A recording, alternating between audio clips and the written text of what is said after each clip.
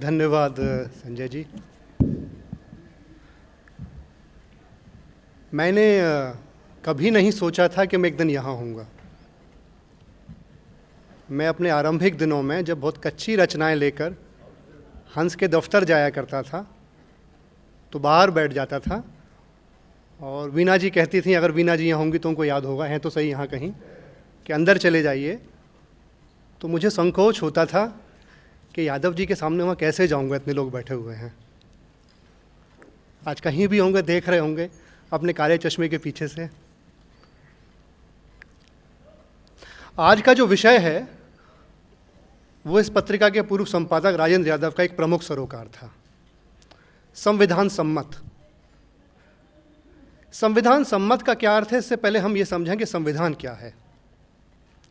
देखिए, संविधान किसी भी देश का, किसी भी राज्य व्यवस्था का सर्वोच्च कानून है। इस व्यवस्था, इस देश के सभी नियम, उपनियम, संहिताएं, उपसंहिताएं इस संविधान से अपनी वैधानिकता, अपनी शक्ति, अपनी प्राण ऊर्जा ग्रहण करते हैं।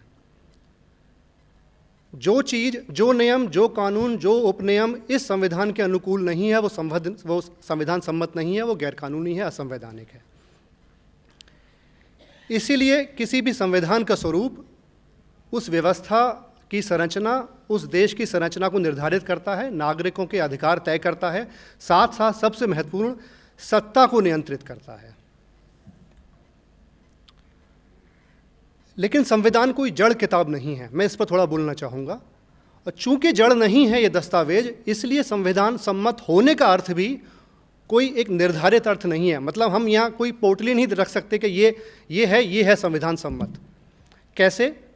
मैं एक उदाहरण से समझाऊंगा आपको। यहाँ हमारा अनुच्छेद 21 है, right to life and personal liberty. अगर आप उसके सिर्फ वाक्य को पढ़ेंगे, बड़ा सादा सा वाक्य है कि मनुष्य को उसके जीवन और निजी स्वतंत्रता का अधिकार है, जिसका अपने आप में हो सकता है कोई बड़ा अर्थ न लगता हो। लेकिन आप गौर करें, हमारे न्यायाधीशों ने लगातार एक के बाद एक इस अनुच्छेद की इतनी विराट, इतनी महान, इतनी रचनात्मक व्याख्या की कि तमाम अधिकार जो हमारे अपने थे, जिनके बारे में हमें मालूम भी नहीं था, इस अनुच्छेद के तहत आ गए।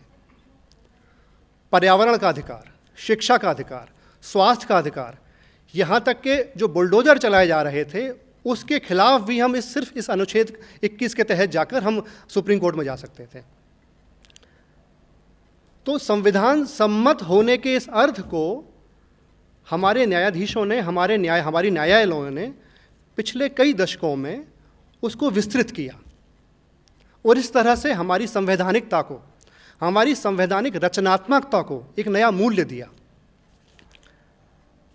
इसलिए अक्सर कहा जाता है कि अगर संविधान बाकी न भी होता, तमाम अनुच्छेद सिर्फ 14 जो कि राइट टू इक्वालिटी है, समानता का अधिकार, और 21 होता, शायद सिर्फ उससे हमारे न्यायाधीश, हमारे बुद्धिजीवी पूरे संविधान की, पूरे देश की, पूरे राष्ट्र की कल्पना कर सकते थे। यह संविधान सम्मत होने का अर्थ है।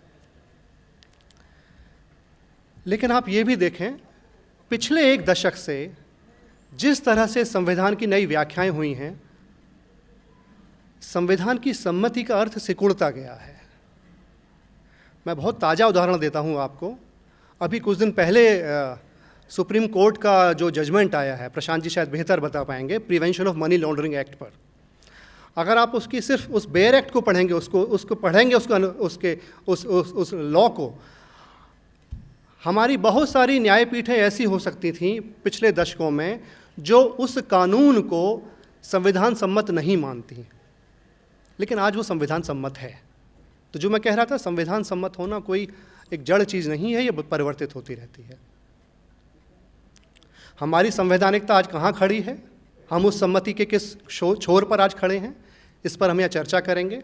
कई सारे लोग हैं और सबसे पहले हैं, मैं बुलाऊंगा यहाँ नीरा चंदोक जी को, जिन्होंने कई वर्षों तक दिल्ली विश्वविद्यालय में पढ़ाया है। हमारी प्रख्यात राजनीति शास्त्री हैं, जिन्होंने धर्मनिरपेक्षता, क्रांतिगामी हिंसा और तमाम विषयों पर विचार किया है, लिखा है। तो नीरा जी, सबसे पहले आपका स्वागत।